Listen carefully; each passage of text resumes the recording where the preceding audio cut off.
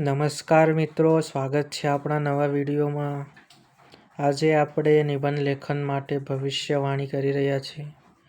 આપણા સાહેબશ્રીએ આપેલા મુદ્દા પ્રમાણે આપણે નિબંધો લાવ્યા છે, ફોર્મેટ પણ લાવ્યા છે, આદર્શ જવાબ પણ લાવ્યા છે। તો મિત્રો, વિડીયો પસંદ આવે તો લાઇક, શેર અને સબસ્ક્રાઈબ કરજો। અને આ વિડીયોની PDF તમને આપણી ટેલિગ્રામ ચેનલ પર નિઃશુલ્ક એટલે કે ફ્રીમાં મળી જશે, તો ત્યાંથી તમે લઈ શકો છો। પહેલો નિબંધની વાત કરીએ તો મિત્રો, રાષ્ટ્રીય શિક્ષણ નીતિ NEP 2020 વિશે આપણે માહિતી આપેલ છે। તો મિત્રો, નવા અભ્યાસક્રમ પ્રમાણે ટાટ HSમાં 10 ગુણનો નિબંધ કેવી રીતે લખવું એનું આખું આપણે ફોર્મેટ આપેલ છે અને આદર્શ જવાબ આપેલ છે। તો પહેલાં મિત્રો, તમારે શું લખવાનું રહેશે? તો મિત્રો, તમને કોઈ પંક્તિ આવડતી હોય કે કોઈ આપણા મહાન વ્યક્તિઓએ આપેલા વ્યાખ્યા હોય કાં તો એમને બોલાયેલા શબ્દો હોય તે તમે અહીંયા પ્રથમ લખી શકો છો। પછી એની પ્રસ્તાવના લખી શકો છો। તો અહીંયા આપેલ છે, જેમ કે શિક્ષણની પ્રસ્તાવના અહીંયા આપેલ છે। પછી માળખાકીય પરિવર્તન અને પ્રારંભિક બાળ સંભાળ। તો મિત્રો, અહીંયા કોષ્ટક રીતે આપેલ છે, પણ તમારે તમારા લખાણની અંદર ફકરા પ્રમાણે લખવાનું રહેશે। જેમ કે અહીંયા તબક્કા આપેલા છે: ફાઉન્ડેશન, પ્રિપેટરી, મિડલ અને સેકન્ડરી। તો એ તમારે ફકરામાં પરોવી લઈને આગળ લખવાનું રહેશે। પછી છે માતૃભાષા અને બહુભાષિક તત્વનો સમન્વય। તો મિત્રો, જો NEP 2020માં શું કીધું છે, ત્રિભાષા સૂત્રનો ઉપયોગ કરેલ છે, તો એ તમારે મિત્રો અહીંયા લખવાનું રહેશે। એના પછી છે સર્વાંગી અને લવચિક ઉચ્ચ શિક્ષણ। તો મિત્રો, ઉચ્ચ શિક્ષણ વિશે અહીંયા આપેલ છે, તમે વાંચીજો અને આ રીતે અહીં લખજો પરીક્ષામાં। પછી છે શિક્ષણ અને ક્ષમતા વર્ધન। તો અહીંયા મુદ્દા આપેલ છે કે 4 વર્ષીય સંકલિત B.Ed। તો આ શિક્ષણમાં જે અપડેટ્સ છે, નવું છે એ આપેલ છે। પછી મૂલ્યાંકન પદ્ધતિમાં પરિવર્તન। તો પ્રખર વિશે અહીંયા આપેલું છે। પછી ટેકનોલોજી સર્વસમાવેશી શિક્ષણ, અને પછી છે અમલીકરણના પડકારો આપેલ છે, અને ઉપસંહાર। આવી રીતે તમે નિબંધ મિત્રો 10 માર્કનો લખી શકો છો।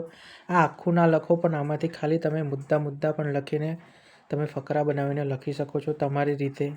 અને આગળ આપણે એની PDF પણ આપેલ છે કે તમારે નિબંધ કેવી રીતે લખો, તો એ મિત્રો હું તમને સમજાવી દઈશ। તો જો અહીંયા કન્યા કેળવણી આપેલું છે ત્રિશિક્ષણ વિશે, તો મિત્રો તમારે કન્યા કેળવણી વિશે નિબંધ આવે તો આ રીતે તમે લખી શકો છો। તો પહેલાં મહાત્મા ગાંધીજીએ જે આપણે લખેલું છે કે એક છોકરો ભણશે તો એક વ્યક્તિ ભણશે, પણ એક છોકરી ભણશે તો આખો પરિવાર ભણશે। તો મહાત્મા ગાંધીના વિચારો છે મિત્રો। આ પ્રથમ સ્થાન આપશો તો તમે પરીક્ષામાં મિત્રો, પરીક્ષક તમને તમારું પ્રથમ વાક્ય વાંચીને એનું ખૂબ ખુશ થશે અને તમને સારા માર્ક્સ મળશે। તો જુઓ, પ્રથમ પ્રસ્તાવના છે। પ્રસ્તાવનામાં તમે લખી શકો છો। પછી કન્યા કેળવણીની અનિવાર્યતા અને મહત્ત્વ। તો મિત્રો, અનિવાર્યતા કેમ છે અને મહત્ત્વ કેમ છે, તો એ પછી કન્યા કેળવણી સામે વર્તમાનના પડકારો। તો મિત્રો, કન્યા કેળવણીમાં સામે પડકારો વિશે તમે અહીંયા લખી શકો છો। પછી સરકારના પ્રયાસો। મિત્રો, સરકારના પ્રયાસો ખાસ નિબંધમાં લખવા તમને 1-2 માર્ક વધુ મળવા પાત્ર રહેશે। તો જો મિત્રો, કન્યા કેળવણી યથયાત્રા, શાળા પ્રવેશોત્સવ, સરસ્વતી સાધના યોજના, વિદ્યાલક્ષ્મી બોર્ડ, કસ્તુરબા ગાંધી બાલિકા વિદ્યાલય, નમો લક્ષ્મી યોજના। મિત્રો, તમે આટલું લખશો તો પરીક્ષકની આગળ તમારી આગવી છાપ ઊભી થશે અને તમને સારા માર્ક્સ મળશે। પછી જો નવી શિક્ષણ નીતિ અને સ્ત્રી શિક્ષણ। તો મિત્રો, નવી શિક્ષણ નીતિમાં કયા એની જોગવાઈ છે, શું છે, એ પણ તમે લખી શકો છો। તમારા ઉપર ડિપેન્ડ છે। 10 માર્કનો લખવાનો છે। અને છેલ્લે સમાપન, ઉપસંહાર। તો એમાં મિત્રો તમે જે નિબંધ લખ્યો છે એનું તમે ટૂંકમાં લખી શકો છો કે કન્યા કેળવણી એ માત્ર અક્ષર જ્ઞાન નથી, પરંતુ નારી શક્તિનું બ્રહ્માસ્ત્ર છે। મિત્રો, આવું વાક્ય વાંચે પરીક્ષક તો તમને 10માંથી 10 માર્ક્સ પણ આપી શકે। તો આ રીતે તમે લખશો। હવે આગળનો આપણો નિબંધ છે મિત્રો, શિક્ષકની ભૂમિકા, કાર્યો અને પડકારો। તો બદલાતા શૈક્ષણિક પરિપ્રેક્ષમાં રાષ્ટ્ર નિર્માણનું ઉત્તરદાયિત્વ આવી રીતે પણ પૂછી શકે મિત્રો। તમને શુદ્ધ ગુજરાતીમાં પણ તમને આપેલું હોય કે આના ઉપર નિબંધ લખો। તો મિત્રો, જો આ શિક્ષક પરનો કોઈ પણ નિબંધ આવે તો તમારે ચાણક્યને યાદ કરવાના રહેશે। ઉપર તમારે એમની પંક્તિ આ લખવી જ પડશે કે શિક્ષક કભી સાધારણ નહીં હોતા, प्रलय और निर्माण उसकी गोद में पलते हैं। પછી નીચે આપેલ છે સ્વામી વિવેકાનંદ।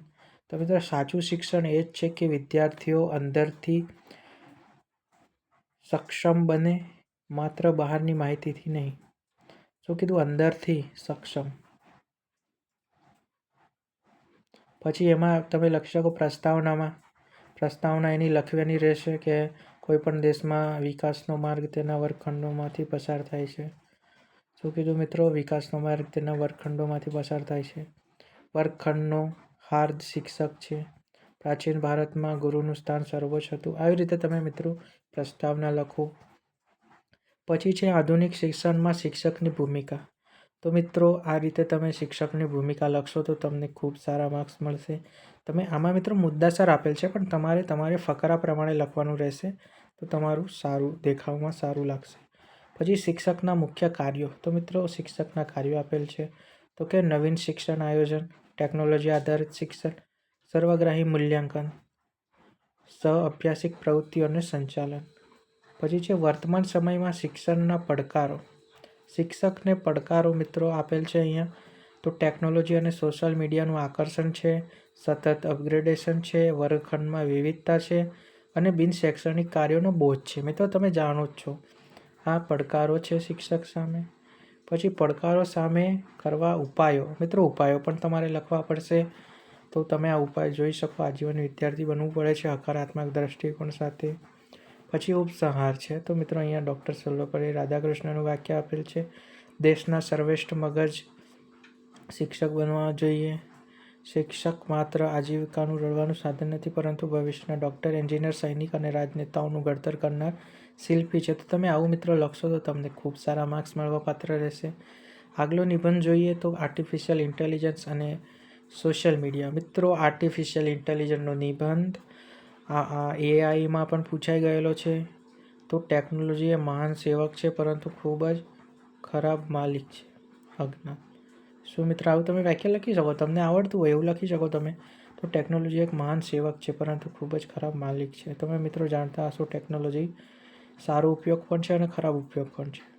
પછી સુંદર પિચાઈ મિત્રો, તો આર્ટિફિશિયલ ઇન્ટેલિજન્સ માનવતાના ભવિષ્યને ઘડશે, પરંતુ તેમાં નૈતિકતાનું સિંચન કરવું એ આપણી જવાબદારી છે। મિત્રો આવું તમે વાક્ય લખશો એટલે તમારો નિબંધ મિત્રો ખૂબ સુંદર બનશે।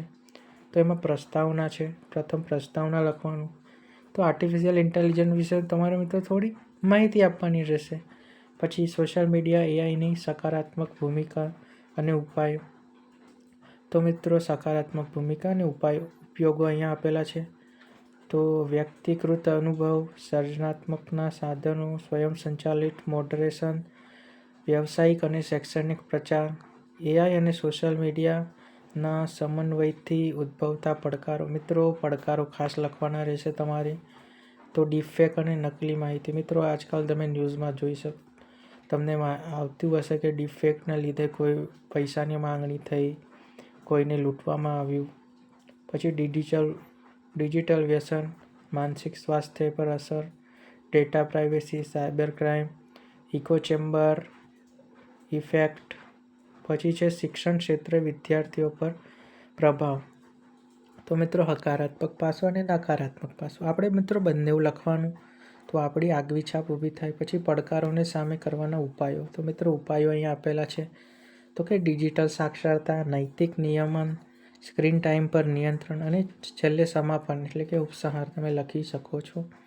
આગળ જોઈએ તો માતૃભાષા અને તેનું શિક્ષણનું મહત્ત્વ। મિત્રો માતૃભાષા પર કોઈ પણ નિબંધ આવે તો તમે આ રીતે ફોર્મેટથી લખી શકો છો। ઉપર તમે કોઈ પણ મહાન વ્યક્તિની પંક્તિ, જેમ કે ગાંધી બાપુજીએ કીધું છે, જેમ બાળક માટે માતાનું દૂધ સર્વોત્તમ છે, તેમ બાળકના માનસિક વિકાસ માટે માતૃભાષા સર્વોત્તમ છે। મિત્રો આવી લાઈન તમે લખો એટલે નિબંધ તમારું ખૂબ સુંદર બનશે। પછી પ્રસ્તાવના લખશો, પ્રસ્તાવના પછી માતૃભાષા, મનોવૈજ્ઞાનિક અને વૈજ્ઞાનિકનું મહત્ત્વ લખશો। પછી રાષ્ટ્રીય શિક્ષણ નીતિ અને માતૃભાષા। પછી છે વર્તમાન સમયના પડકારો। પછી માતૃભાષાનું ગૌરવ અને જતન માટેના ઉપાયો, અને પછી સમાપન। આ રીતે તમે નિબંધ લખશો એટલે મિત્રો ખૂબ સરસ અને સુંદર નિબંધ બનશે। શિક્ષણમાં મિત્રો રમતગમતનું મહત્ત્વ। તો મિત્રો આજકાલ આપણે રમતગમત નું મહત્ત્વ જોઈએ તો પહેલાં છે મહાત્મા ગાંધીનું વાક્ય છે કે ખેલકૂદ એ માત્ર શારીરિક ચપળતા નથી, પરંતુ તે ચારિત્ર નિર્માણ અને ટીમ વર્ક શીખવાનું શ્રેષ્ઠ શસ્ત્ર છે. તો મિત્રો મહાત્મા ગાંધીજીએ આ વાક્ય આપેલ છે એ લખ્યું. પછી પ્રસ્તાવના લખવાની, પછી શિક્ષણમાં રમતગમતનું બહુઆયામી મહત્ત્વ લખવાનું, પછી રાષ્ટ્રીય શિક્ષણ નીતિ અને ખેલકૂદ એના વિશે લખવાનું, પછી સરકાર પ્રોત્સાહન, સરકારની યોજનાઓ લખવાની અને વર્તમાનમાં પડકારો અને ઉપસંહાર. આ રીતે મિત્રો નિબંધ લખશો, ખૂબ સરસ નિબંધ લખાશે. પછી સહ-અભ્યાસી પ્રવૃત્તિ અને સર્વાંગીણ વિકાસ વિશે તો વર્ગખંડથી મેદાન સુધી બાળક વ્યક્તિત્વ ઘડતરમાં શૈક્ષણિક પ્રવૃત્તિઓનો ફાળો. તો મિત્રો અહીં તમે શિક્ષણ એ બાળક શરીર, મન, આત્મામાં રહેલું ઉત્તમ અંશોનું સર્વાંગી પ્રગતિકરણ. મહાત્મા ગાંધીજીનું અહીંયા છે વાક્ય. પછી પ્રસ્તાવના લખી શકો, સર્વાંગી વિકાસ વિશે થોડું ધ્યાન દોરો. પછી સહ-અભ્યાસિક પ્રવૃત્તિઓનું વર્ગીકરણ કરી શકો, સર્વાંગીક વિકાસ અને સહ-અભ્યાસી પ્રવૃત્તિઓનો પ્રભાવ. પછી રાષ્ટ્રીય શિક્ષણ નીતિનો અભિગમ, પછી શિક્ષકની ભૂમિકા અને પડકારો, અને છેલ્લે સમાપન કરીને તમે લખી શકો છો.